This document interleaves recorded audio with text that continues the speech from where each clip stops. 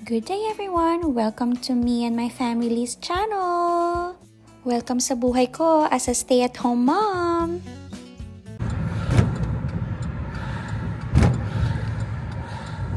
Katatapos lang namin follow up reading of ngayon ay where are we? Punta sa Walgreens. Nandito kami. Saan ba ito? Hindi ko alam kung anong lugar to eh.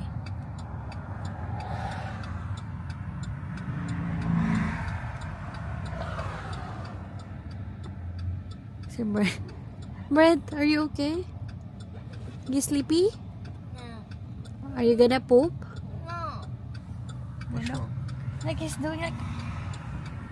Need to go He's pee-pee, sleepy. poo-poo?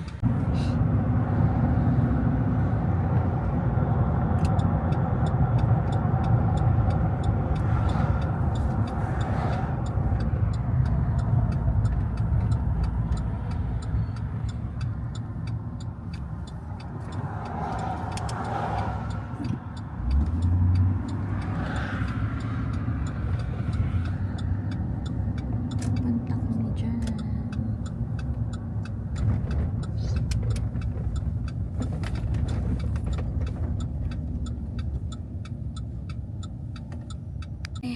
Ang aga naming umalis sa bahay. Hindi ako makapagsalita kanina kasi yung asawa ko nagsasalita din eh. Tsaka nagkukwento-kwento siya. So, follow-up check-up namin dun sa clinic ng company for our blood test, laboratory work. Okay naman lahat. Same lang din dun sa isa naming clinic, sa isa kong doctor na pinupuntahan. Tapos, mabilis lang, unlike last time. Nandito kami ngayon sa Walgreens kasi may isa-send sa FedEx na document. Tapos, punta sa McDonald's for breakfast. And, kasi wala nang time. Tapos, baka may kunin kami sa bahay ng kapatid ni asawa ko. Ayun lang. Hinihintay lang namin siya. Ayan, pabalik na, baka walang FedEx dito. Sige, bye! Mamaya na ulit. Okay, time check. Ano na bang oras na? Kasi yung pinuntahan ni Daddy kanina, 11:40. I want to walk. I don't have battery in my phone. Ano? Kanina yung pinuntahan ni Daddy is parang drop off lang. Na dapat meron ka na nung barcode. Wala pa kami nun. So, nagpunta na lang kami sa another FedEx na office. Para ma-sure. Nandito kami ngayon sa parking lot. Si Daddy na lang kasi malamig sa labas. Sunny pero nalalamig ako. So, ayan. Yung labas.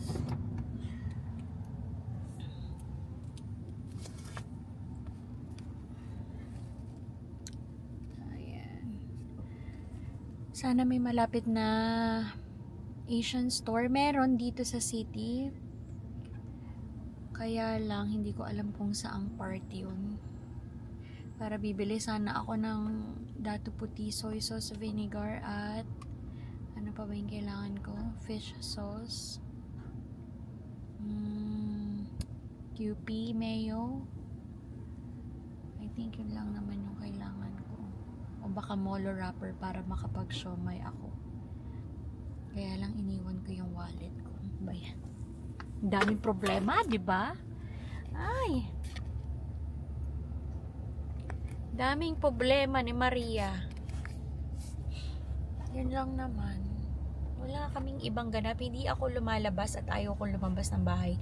Not unless medical appointment or very importante na hindi kailangang ipagpabukas. Kasi nakapag-grocery na kami last time. Sabi ko pa naman yun na sana yung last na labas ko this coming 2 weeks. Hindi na ako lalabas.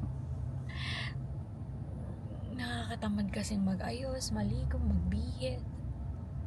Ay, nako. Pero, kailangan Ibig sabihin, importante, kaya kailangan lumabas. Right, Brent? So, yes. May topak na yan kasi nakailang lagpas na kami sa mga McDonald's. Nagugutom na daw siya. See you ulit later pag makakapag-film pa ako. Ay, dumating dito yung aking brother-in-law kasi binigay niya yung trampoline. Nag-set up ng trampoline kasama yung aking dalawang pamangkin. Tapos naglaro ng bubbles yung mga bata. Kaya nagwalis-walis akong konti. Pero kailangan ko ng rake kasi ang dami naming damo. Yan. Ayun. Tapos ayun yung trampoline na binigay sa amin. Hindi pa masyadong bet ni Bran, pero si Brent medyo okay na. So, yun lang. Mamaya na ulit kasi feeling ko aalis kami para sa mga storage ng Christmas decor. Bibili ako ng soy sauce and stuff. Yun lang. Bye! So, I'm back! Kanina pa kami nakauwi. Naasikaso na namin yung mga dapat asikasuhin. Umalis kami dito around mga 8:20, ganyan. So, pagbalik namin, dumating naman yung brother-in-law ko, tapos yung dalawa niyang anak, yung aming pamangkin, naglaro. Tapos may binigay silang trampoline, inassemble, tapos naglaro yung mga bata, snacks, konti, tapos kwentuhan. And then, after that, umalis na sila. Umalis naman yung asawa ko kasi kailangan niya pumunta sa Walmart to get some stuffs. Empty boxes, storage for the Christmas tree and Christmas ornament para ma-put away na namin yung ibang mga kailangang i-put away. Tapos, bibili yata siya ng fresh na fish. Hindi ako sure. Pero kami ni Amera, ang kakainin namin ay tofu. This is how I cook my tofu. Nabili namin to sa Costco. Ang brand niya is Kirkland Organic Tofu Extra Firm. Sana katulad siya nung sa sa Pinas. Kasi sa UAE, may nahanap ako na parang same texture.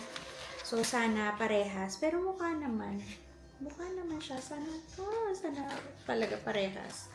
So, what I do is, tinatanggalan ko siya ng water. Tapos,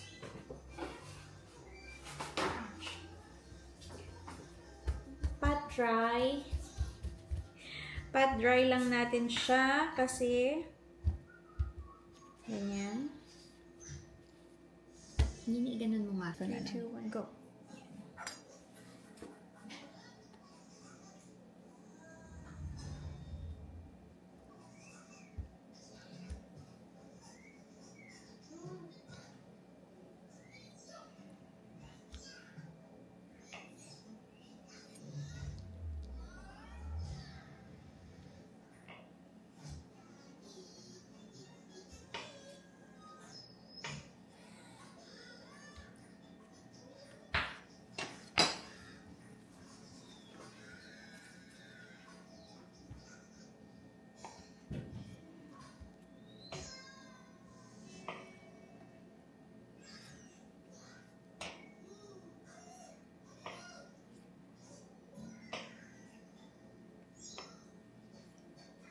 Okay, after ko siyang i-slice, meron na ako ditong flour.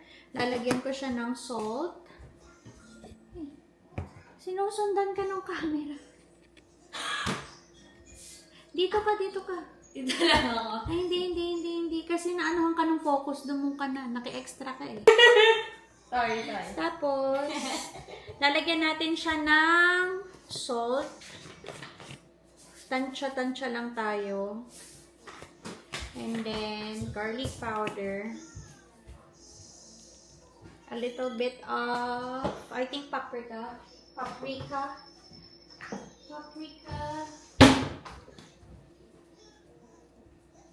Oh, napadami siya. Okay lang yan. Tapos, magic sarap pag meron ako. Pero ito galing pa to sa UAE.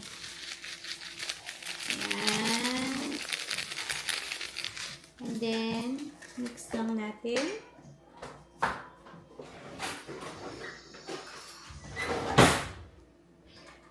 Mix natin siya. Napalakas yung sarado ko sa drawer. Mix, mix, mix, mix. Wala pa kasi akong maraming bowls and stuffs. Hindi pa kami bumibili kasi hindi ko pa alam kung ano yung gusto ko. So, yan muna tayo. Tsaka kailangan ko din na ganito dahil ilalagay ko siya. See? Ilagay natin yung hiniwa natin tofu. And then, ay! Ilagay natin. Parang kaparehas nga siya. Tingnan nyo. Kaparehas siya nung texture nung sa Pilipinas na tofu. Nabibili sa palengke. Then, I'm just gonna shake, shake, shake. Shake, shake, shake.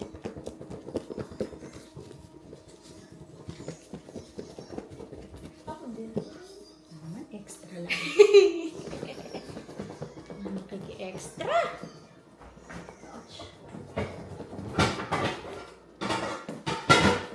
Alright.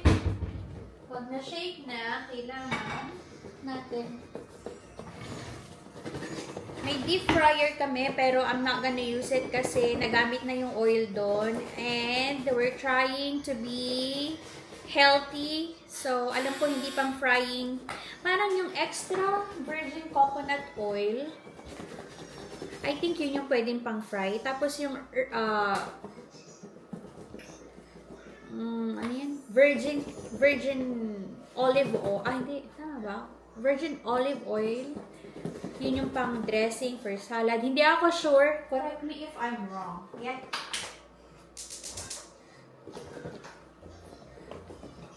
Kasi hindi healthy yung canola, yung iba.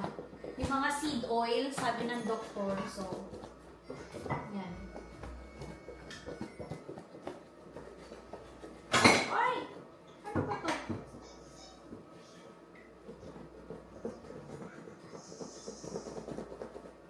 Enough na anak, madudurog na ito. Anak na ba? Sorry.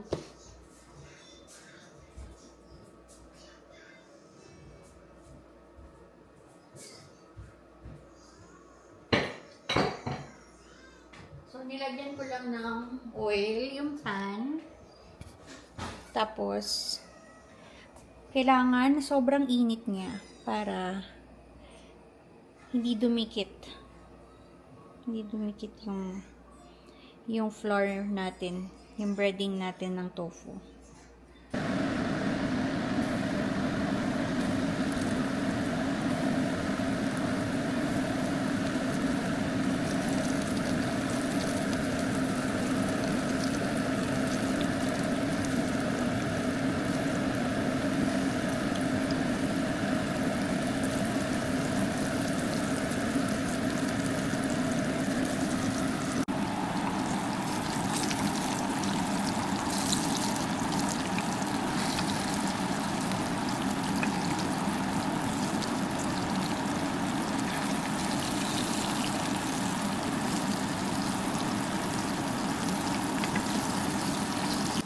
Habang piniprito natin yung tofu, yun lang yung gusto kong version ng tofu ko. Kaya, depende na sa inyo kung anong gusto nyo. Yun yung gusto ko.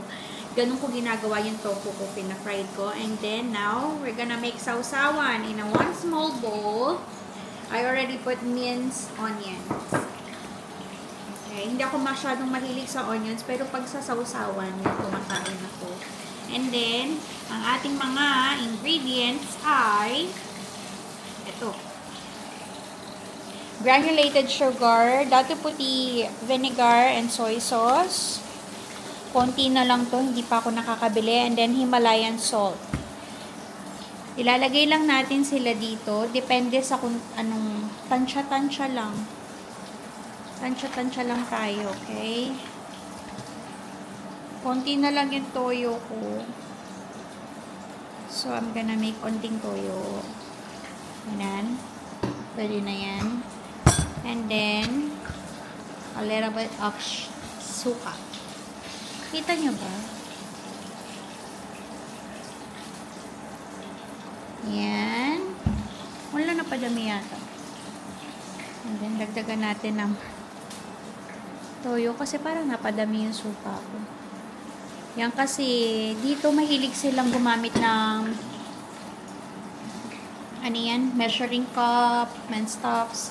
Ako, wala. Tansya-tansya lang. Pasensya na kayo, ha? Kasi ang hirap maging videographer. And then, konting asukal. Try natin. Konting asukal. Very konti lang. Kasi ayoko ng matamis pag inuulam-ulam. Oh, that's it. And then, tikman nyo. Depende sa panlasa nyo. Pero ako, ganyan yung ginagawa ko. Tansya-tansya lang, okay? Pero nasa sa inyo kung gusto nyong gumamit ng measuring spoon, measuring cup. Mas gusto ko kasi yung lang. Yung chill-chill lang ba? Yung hindi tayo masyadong stress sa measurement.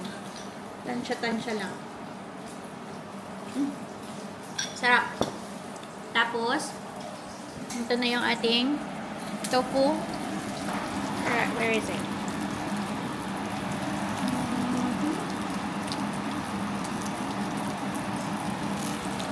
Okay. Pag ganyan na siya ka-brown, pwede nyo nang hanguin. And that's how I like my tofu. Prito lang, sausaw sa toyo na may suka na may onions and salt and sugar pang balance. And then that's it. Balikan mo kayo mamaya ha kasi hindi ko pa yung asawa ko dahil magluluto pa ako ng kakainin niya. Bye! Thank you for watching. Please share, like, and subscribe.